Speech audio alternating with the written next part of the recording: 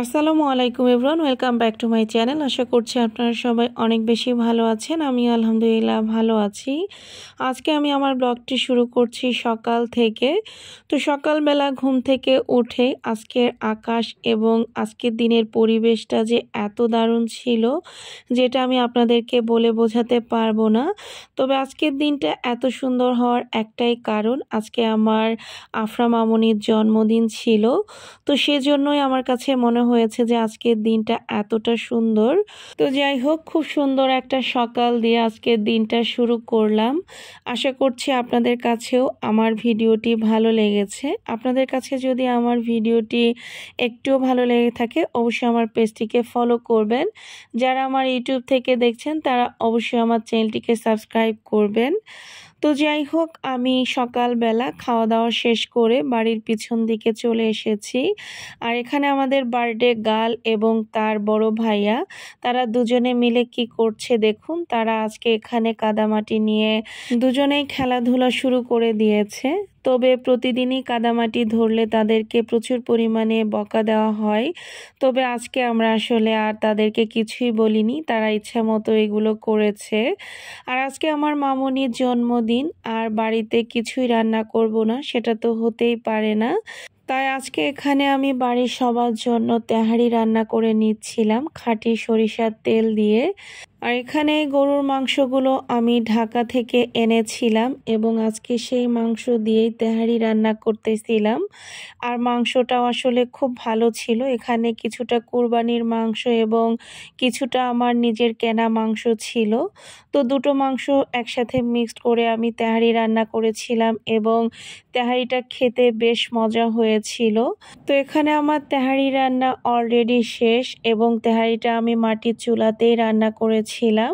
রান্না শেষ করে তেহারিটা নিয়ে আমি ভিতরের রান্নাঘরে চলে এসেছি এবং তেহারিটা রান্না করেছিলাম আমি দুপুরে। তো এখন হচ্ছে গিয়ে বিকেল বেলা এবং আজকে বিকেলে মোটামুটি ভালোই বৃষ্টিও হয়েছে। তো বিকেল বেলায় আমি জারিফকে নিয়ে কেকটা আনতে যাচ্ছিলাম। আর যেখানে যাচ্ছি এটা হচ্ছে গিয়ে তেমাথা বলে, আমাদের বাড়ি থেকে খুব বেশি দূরে না, হেঁটে আসলে 4-5 মিনিটের মতো সময় লাগে। তো এখানে আসলে অটো আসবে এবং সেই অটো থেকেই আমি কেকটা নিব। আর অটোতে আসলে আমাদের দোকানের অনেক মাল রয়েছে, তো সেজন্য উনি আগে থেকেই ফোন করেছিল যাতে আমি একটু এগিয়ে আসি। আর ওনার আসলে একটু তাড়াও ছিল, তো সেজন্য আমি হাঁটতে হাঁটতে একটু এগিয়ে এসেছি জারিফকে নিয়ে। আর কেকটা আসলে উনি ঝিনাইদহ থেকে এনেছে এবং ওনার একজন প্যাসেঞ্জারের হাতেই কেকটা ছিল। উনি ইচ্ছা করে একজন প্যাসেঞ্জার নিয়েছিল যাতে উনি কেকটা ধরে রাখতে পারে। তো ভাইয়াটাকে আসলে আমি চিনি না, তবে অটোওয়ালা আমাদের পরিচিত, যেহেতু উনি ঝিনাইদহ থেকে সবসময় ভাইয়ার মাল নিয়ে আসে। তো যাই হোক, কেকটা আমি রিসিভ করে নিলাম এবং কেকটা কিন্তু অনেক বড় সাইজের একটা কেক ছিল। তো সেজন্য কেকের প্যাকেজিংটাও মাশাআল্লাহ অনেক বড় ছিল। তো এটা আমি এখন হাতে নিয়ে হাঁটতে হাঁটতে বাড়ির দিকে চলে যাচ্ছি। তো এটাই হচ্ছে গিয়ে সেই কেক। এটা কাস্টমাইজ করা 3 পাউন্ডের একটা কেক ছিল এবং এই কেকটা আমার আফরা মামুনির জন্মদিনে তার ফুপা পাঠিয়েছে। আর এত বড় সাইজের কেক দেখে বাড়ির সবাই অনেক বেশি খুশি হয়েছিল। বিশেষ করে বাচ্চাদের তো খুশির কোনো অন্তই ছিল না, কারণ বাচ্চারা কেক খেতে ভীষণ পছন্দ করে।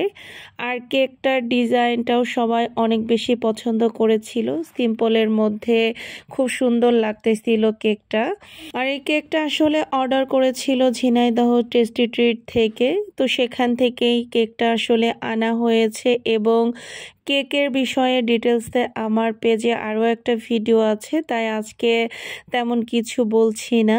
তো এখানে আমার মামুনি কেকটা কেটে নিল আর এখানে সবার তো কেক খাওয়া শুরু হয়ে গিয়েছে। বিশেষ করে আমার জারিফের অবস্থা দেখেন, সে সবার প্রথমে টেস্টি ট্রিট লেখা যে লোগোটা ছিল সেটা খেয়ে নিয়েছে। আর এটা দেখে আমার এমন হাসি পাচ্ছিল যেটা বলার বাহিরে। তো তারপরে এক এক করে ভাইয়া সবাইকে একটু একটু করে কেক খাইয়ে দিল। তারপরে তো শুরু হয়ে গেল তাদের সেই কেক খাওয়া।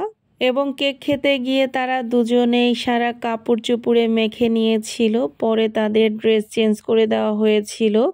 এখানে এই ভিডিওটা দেখে আশা করছি আপনারা বুঝতে পারতেছেন। তবে তাদের কেক খাওয়া কিন্তু এখনও শেষ হয়নি। আমাদের মামুনি তার দাদাকে খুব সুন্দরভাবে কেকটা খাইয়ে দিচ্ছিল। দৃশ্যটা কিন্তু অসাধারণ ছিল।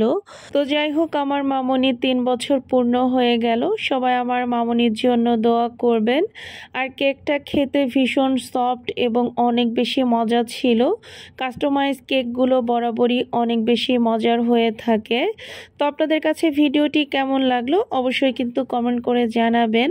সবাই ভালো থাকবেন, সুস্থ থাকবেন, আমাদের জন্য দোয়া করবেন। আল্লাহ হাফেজ।